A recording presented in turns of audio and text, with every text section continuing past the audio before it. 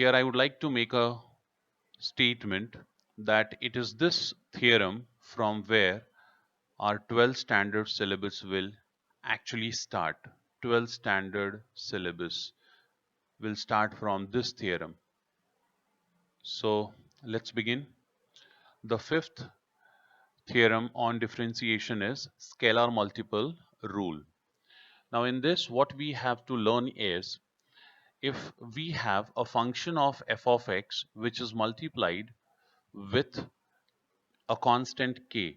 I have a function of x, f of x, which is multiplied with a constant k, and I need to differentiate the product of this, that is constant multiplied with f of x. D by dx of k f of x we have. In this case, what we need to do is, this k is simply taken out. This k comes here. This k is taken out, and we take the derivative of f of x. That is what it is equal to. You can see on RHS what I have written. It is k times d by dx of f of x. I'll repeat once again. What is d by dx of k f of x?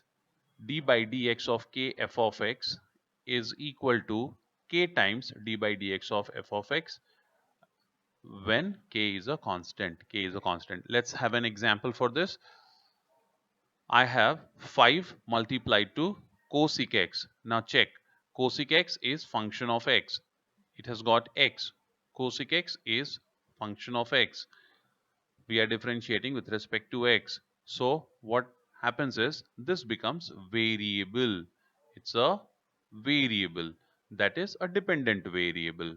It depends on x. So it is function of x. You can also call this as dependent variable. And what's next? Look at this 5. 5 is a constant. It doesn't have any x in this. So what we now have? We have 5 into cosec x. What is derivative of 5 into cosec x? It is 5 out and d by dx of cosec x. D by dx of cosec x is minus cosec x into cot x. And then this minus will be taken here. The answer is minus 5 times cosec x into cot x. Example number 2, that is d by dx of e raised to x upon 15. Now here what I see is 1 upon 15 is a constant which is multiplied to e raised to x. So 1 upon 15 is out, and d by dx of e raised to x. We know d by dx of e raised to x is e raised to x. So we get 1 upon 15 times e raised to x, which is equal to e raised to x upon 15. E raised to x upon 15. This completes your 11th standard revision and everything that we had done in 11th standard. We are going to start with now 12th standard syllabus. In 12th standard syllabus, the first thing that you need to understand is chain rule, or you may also call it as derivative of composite functions. Now before I teach you this chain rule, that is, I teach you how to get the derivative of composite functions, you need to first understand what is meaning of composite function. So for that I will make you understand few things, and I want you all to be attentive. Whenever you find to have a revision, stop the video and listen to the statements, see the video again and again, unless you find it very comfortable, unless you find it very easy.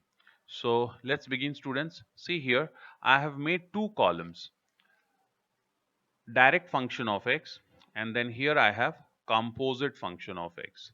Okay, so under this column, that is direct function of x, I have got sine of, a bracket is there. Now see, when I say sine of something, you know, this has no meaning if there is no variable here.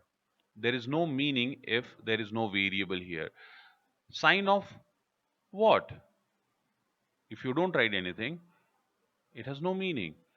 So what I do is, I write a variable x. So now I can say it is sine of x. And what is this x? X is the angle for which the sine function is defined. So here you have sine function and it is defined for angle x. Now see, when you write sine of x, it is known as direct function of x. Okay, now see this side. Under the column composite function of x, I have got sine of, once again, sine function is there, but I do not have an angle here. Now what I do is I write f of x. I write f of x. So you need to note here that under this column, direct function of x, you have sine of x. The function sine depends on x, but under the composite function of x column, you do not have sine of x. So what you have? You have sine of f of x. What does that mean? It simply means that though everything will be in x, it is still not the direct function of x. What is it? It is sine of f of x. I will give you some examples. Like suppose I write sine of x square. Now see, once again, it is not sine of x. What it is? It is sine of f of x. That x here, let me have another color. Let me have another color. See, the x here, this x is replaced by x square. So what is it? This x square is f of x. Okay, let me have one more example. See here, I write sine of log of x, sine of log of x. So once again, what is this function, students? The function is still sine function. See, outer function is main function, outside it is still sine function, but it is not sine of x. It is not sine of x. When we had sine of x, see on the left hand side under this column, direct function of x, when we had sine of x, when it is x, we call that it is direct function of x. But here what you have?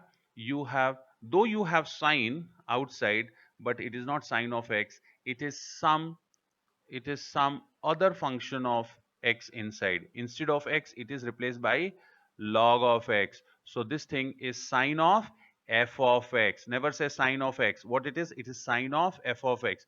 You can have n number of illustration. Let's have one more. I can write here.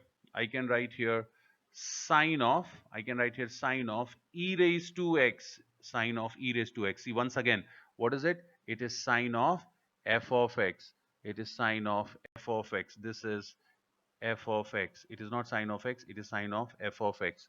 So when you say direct function of x, when you say direct function of x, you will have a function, and then for that function the variable will be x only. Now see, cos of x, and here what I have, I don't write cos of x, instead I write cos of f of x. Once again, you can have many illustration.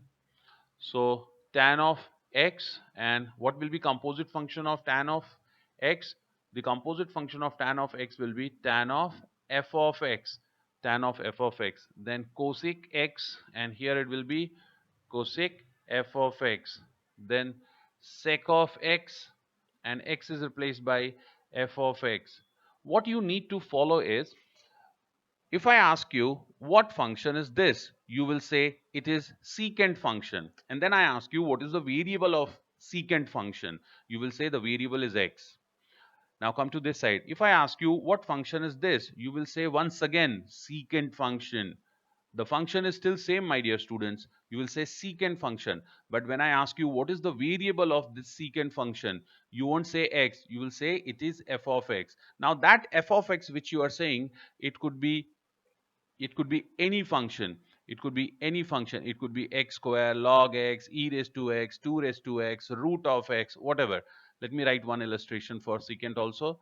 So secant function, see, I write here sec, and and I will not write x. What I will write? I'm writing sec of root of x. Now see, sec of root of x. Is it sec of x? No. What it is? It is something other than x. It is f of x, function of x. So then let's move ahead. Let's move ahead. Then after that we have, after secant function, we have cot of x, and this is cot of f of x. It is composite function of cot. Okay, now here we come to